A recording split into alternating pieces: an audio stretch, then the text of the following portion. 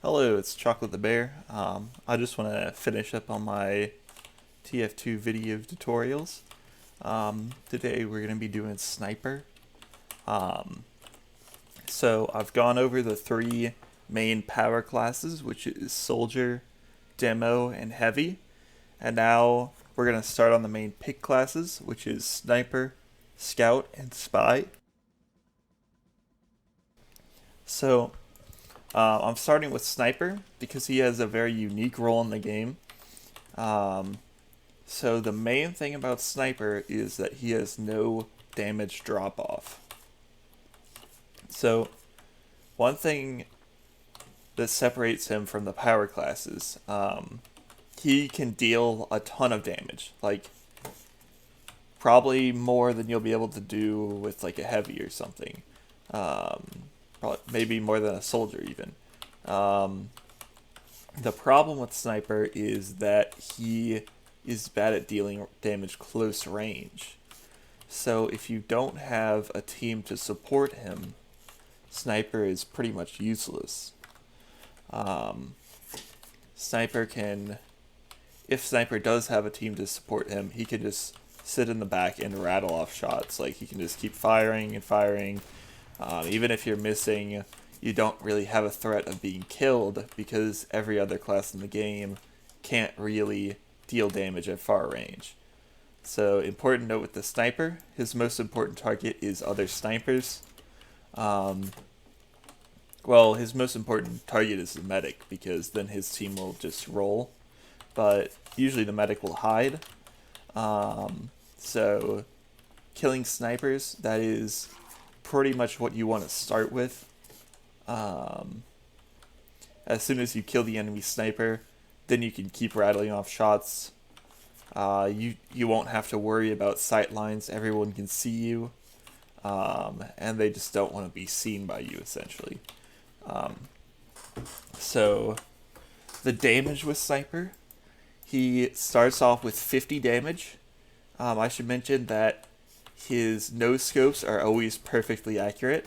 Like any other class, there's no movement inaccuracy. There's also no scope inaccuracy for Sniper. You can't headshot with them though.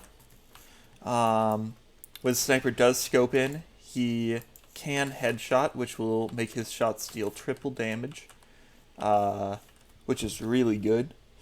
Um, and another note is that you will have a small delay after shooting where you can barely move and you stay scoped in. So when you're scoped in, you move a lot slower, and then right after shooting, you also move a lot slower. So even if you just want to take a quick shot at the sniper, if you shoot, you'll be stuck in that scope animation, and then they'll might be able to shoot you back, which is usually what happens. Um, if you're not confident in a sniper, you can just wait for the other person to shoot, and then you'll have a pretty easy target. So, going back to the damage, the sniper rifle starts off at 50 damage. As you stay scoped in, you actually charge up your shot, and it can deal up to triple damage, which will deal 150 damage. And like I said with headshots, they always deal triple damage if you land a headshot.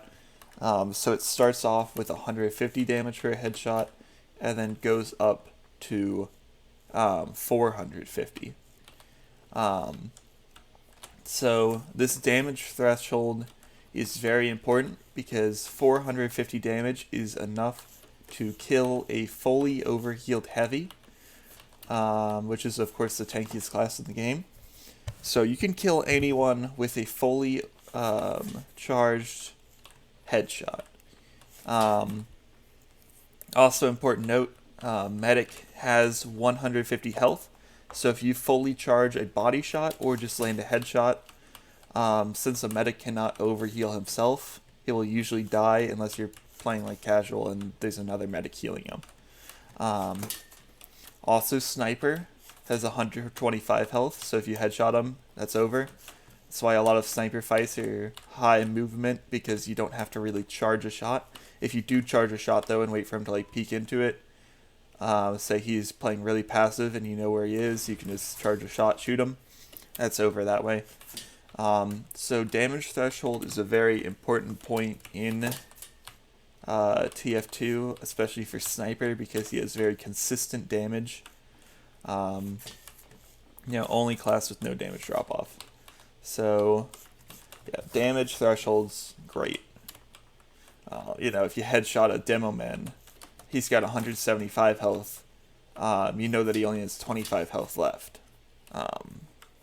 If he's not overhealed. So that's where the SMG comes in. Although no scoping around is very acceptable because it has no movement penalty.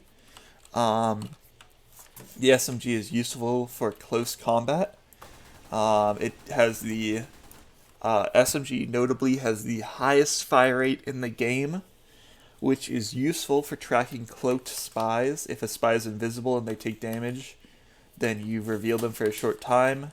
And the SMG is one of the best weapons for doing that. Although the problem with the SMG is it deals like 10 damage at close range. So, has a ridiculously high fire rate. The first shot is always accurate, except the next shots kind of have a small scatter around it. So if you're trying to SMG people from long range, you can hit your first shot guaranteed, but at long range, those other shots are probably going to dance around them, honestly. So it's only a close range weapon. It also does have regular damage drop off. It's only his sniper rifle that doesn't have damage drop off. So SMG is a very good source. Say I do headshot a demo man, and then I know that he's at 25 HP. SMG is a good way to finish him off if he's close enough for you to do it. So yeah, that's basically how the sniper works. You just basically are sitting as far away from the action as possible, trying to see as much as the action as possible, because the more you can see, the more time you can spend rattling off shots. You just want to be constantly firing. No one can really fight back. Important note is a lot of spies will target you because you move slow. When you're scoped, you're going to be staying in the same area, essentially because most maps have a good area for sniping, and you're going to be sitting in that area, so you won't be moving around much. And a low movement class is exactly what the spy wants to kill. So, yeah. So you're going to be a target of spies. So that's another reason the SMG comes in handy. The spy should theoretically win a fight, I think, with his revolver against SMG, but it's pretty close, so you can usually win anyway. And then if you call it out, your team can also help you. So next up are the weapons. So the sniper has a few bad weapons, notably the classic, the Sydney Sleeper, Bizarre Bargain, Hitman's Heatmaker. So the problem with the classic and the Sydney Sleeper are that you can't headshot with them. Headshots with the Sydney Sleeper only deal 1.3 times as much damage instead of 3 times as much damage. The good thing about the Sydney Sleeper is it charges faster, but it's a really useless weapon. Classic is absolutely useless. Its trade-off is that you can charge while no-scoping, except the problem is that you can't move faster while charging, so it really provides nothing. And it also can't headshot when it's not fully charged, so it's really, really bad. It just does less damage. Hitman's Heatmaker, it gives you a bonus if you get kills. If you get enough kills in a row. The problem is it does less damage on body shot. That's decently bad. You're not going to be always hitting headshots even if you're the best player. So just use the default. Default's good. Bizarre Bargain, it decreases your charge rate, and then increases your charge rate if you get enough kills. This weapon can be good if you're staying alive for long periods of time, but in general, you just want to stick to the sniper rifle. And then the Machina. Machina is where it gets interesting. So Machina is a good weapon. It makes it so that you can't no-scope, and it makes it so that you have tracer rounds. So the tracer rounds, people can see exactly where they're getting shot from. In TF2, though, usually the enemy team will know where the sniper is anyway. Like I said, you have this area that you'll be playing in, and you'll keep wanting to play in that area. So the tracer rounds aren't really much of a penalty, other than giving people extra awareness.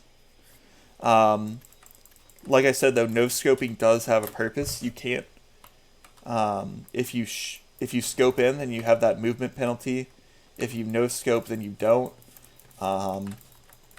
So if you don't have an SMG, then the no scope penalty kind of gives you a little bit less options for close range battles, other than just hit a very close range headshot, which would be insane, and you'd be insane if you did that.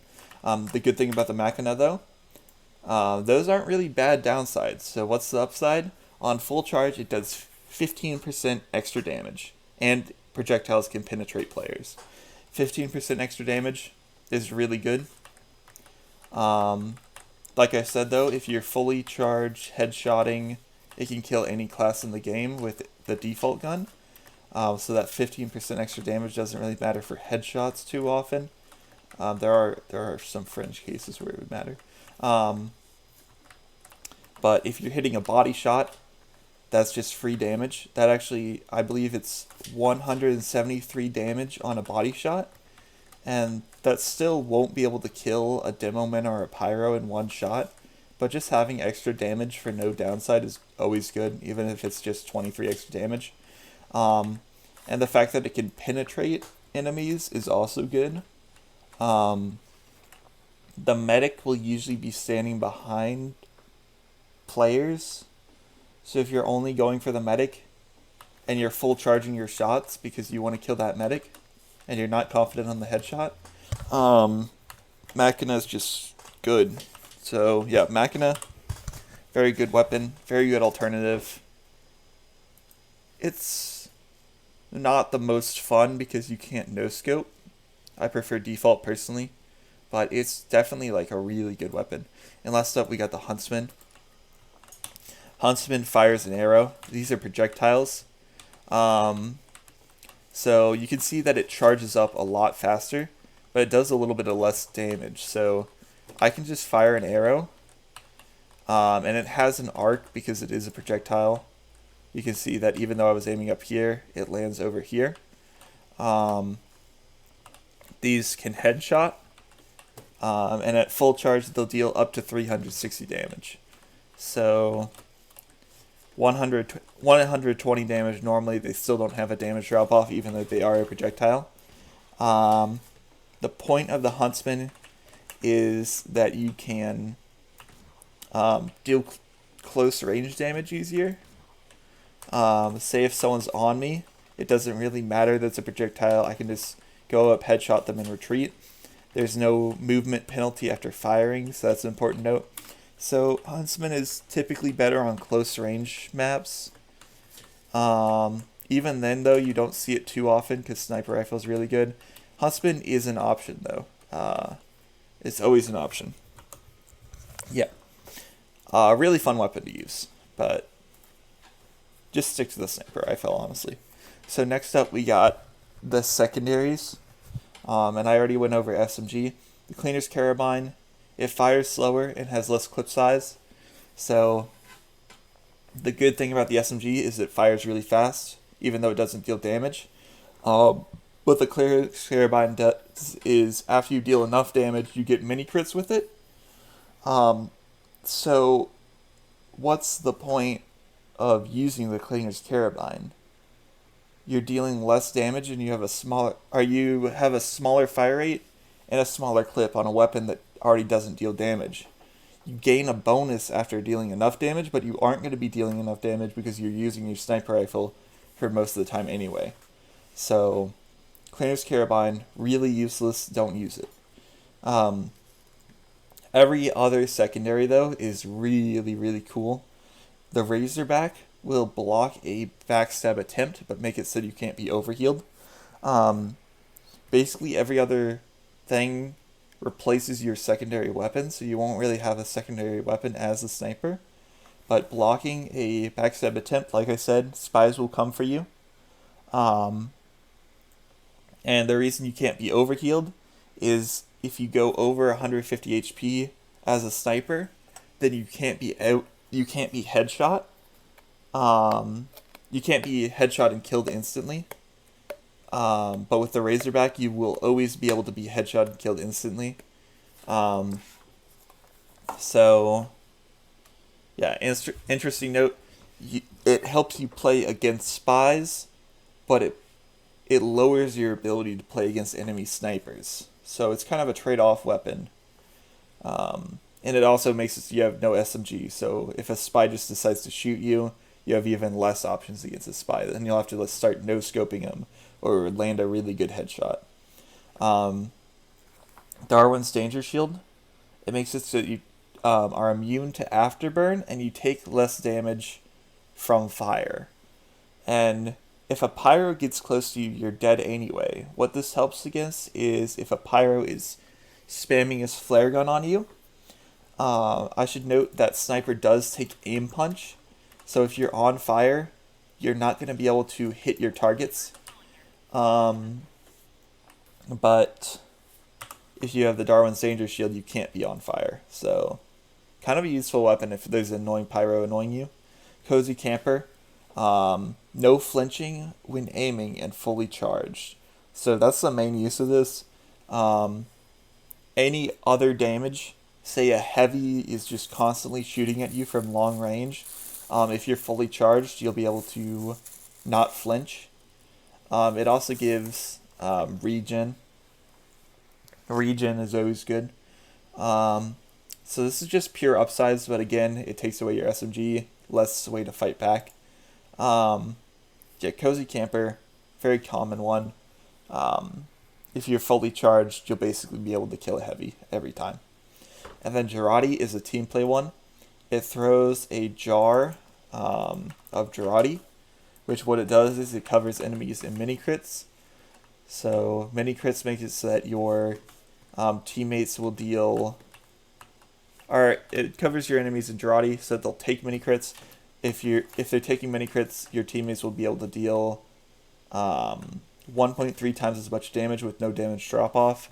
So if your opponents are covered in Girardi, your teammates will be able to kill them way easier.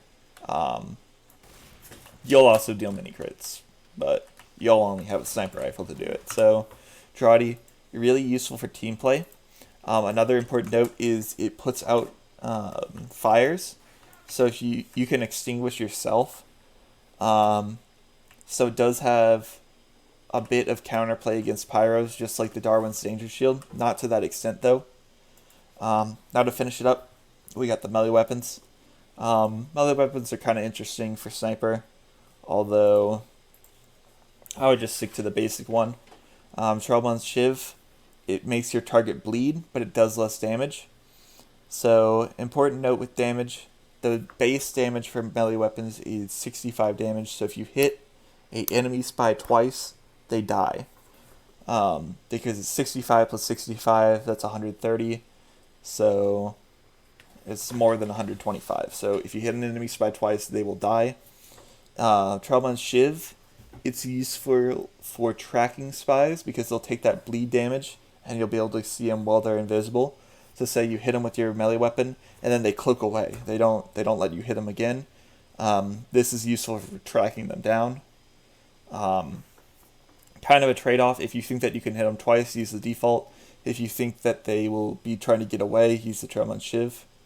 Honestly, you won't be meleeing classes much more than spies.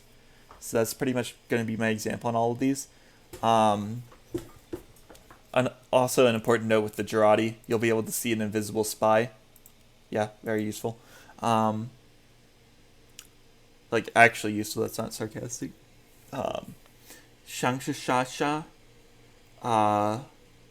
it does less damage when you're on full health, and it does less damage when you're on full health, and more damage when you're below 50% health. So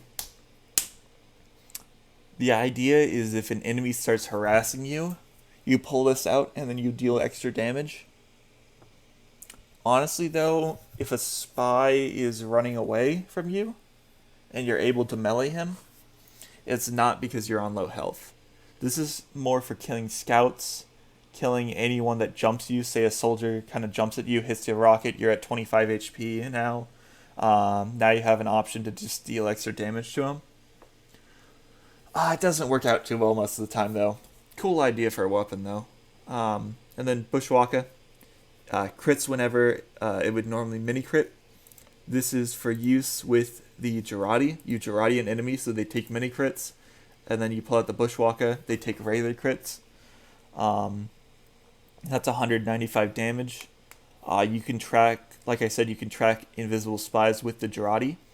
So say you Jarate a spy, he tries to go invisible, he can't. And then you pull out the Bushwalker and you just insta-kill him. That's kind of the idea for the combo. It makes it so that you take extra damage when you have it out. So it's not... You're not going to be able to pull this out after Jarating a soldier because the soldier would just insta-kill you when you have this out. So, yeah, it's good for killing spies. You can kill scouts with it too. Sometimes. Scouts run faster than you, so good luck meleeing them. But that's it for Sniper. Basically, the idea with Sniper, you usually want to run full default. Although every single one of his secondaries, besides the Cleaner's Carabine, is really good. And also, the Machina, very, very good weapon. So, that's pretty much it. Keep your distance, play Sniper, good luck. Bye-bye.